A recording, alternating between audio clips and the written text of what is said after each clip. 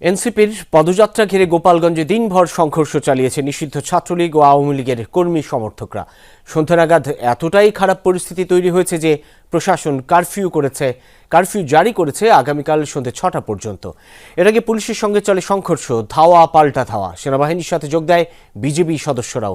আহত হয়েছেন পুলিশ, সাংবাদিক সহ অনেকে। সেনাবাহিনীর নিরাপত্তায় শেষমেশ গোপালগঞ্জ ছেড়ে যান নাহিদ ইসলাম সহ এনসিপির সিনিয়র নেতারা। সংঘর্ষের ঘটনায় ৩ জনের মৃত্যুর খবর পাওয়া গেছে হাসপাতাল সূত্র থেকে।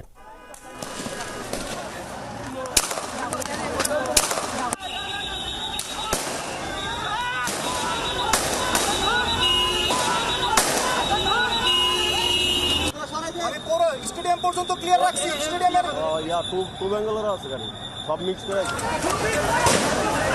সমাবেশ শেষ করে মাদারীপুর যাওয়ার পথে এনসিপি নেতাদের গাড়িবহরে ছাত্রলীগ, যুবলীগ সহ আওয়ামী লীগ কর্মীদের হামলা। পুলিশ সুপার কার্যালয়ে ঢুকে যান এনসিপির কেন্দ্রীয় নেতারা। ততক্ষণে পুলিশের উপর দফায় দফায় হামলা চালায় আওয়ামী লীগ কর্মীরা। পরিস্থিতি নিয়ন্ত্রণে অ্যাকশনে যায় পুলিশ। দফায় দফায় চলে সংঘর্ষ। পুলিশের দিকে ইটপাটকেল ও হাত বোমা নিক্ষেপ করে তারা। পুরো ঘটনার সঙ্গে ছিলেন যমুনার সহকর্মীরা। এ সময় হামলায় আহত হন যমুনা টেলিভিশনের গোপালগঞ্জ প্রতিনিধি মোজাম্মেল হোসেন মুন্না ও ভিডিও জার্নালিস্ট রেজওয়ান আহমেদ। ঘটনাস্থল থেকে সারা দিন বিস্তারিত তথ্য জানান home affairs editor Abdullah Tuhin.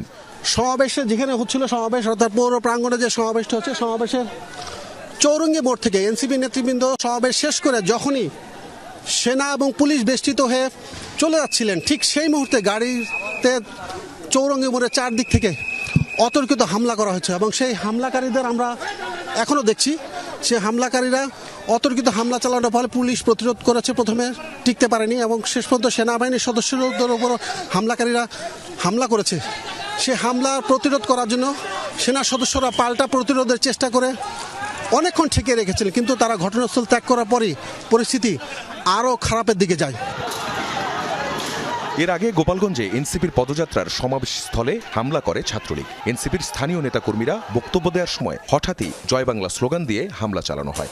Awami লীগের এখন ওই ফেসবুকের মধ্যে বড় বড় কথা বলার কলিজা আছে, তাদের কলিজা নাই, মাঠে এসে কথা বলবে। তারা বিদেশে বসে এক একটা স্ট্যাটাস দেয়, এক একটা অর্ডার করে, আর এইখানে যারা কিশোর গ্যাং, যাদের কর্মসংস্থান নাই, যারা বেকার, যারা নেশাগ্রস্ত, হ্যাঁ, তারা শুধুমাত্র কিছু টাকার বিনিময়ে এসে এই ধরনের ঘটনা ঘটায়। এরকম একটা জনসমাবেশে তারা মিনিমাম কোন নিরাপত্তা আমাদেরকে নিশ্চিত করতে পারে নাই। এখানে যদি প্রোগ্রাম চলাকালীন অবস্থায় তারা যদি আমাদেরকে উপর একটা আমাদের হামলা হইতো, এই দায় কারভার। আওয়ামী সংগঠন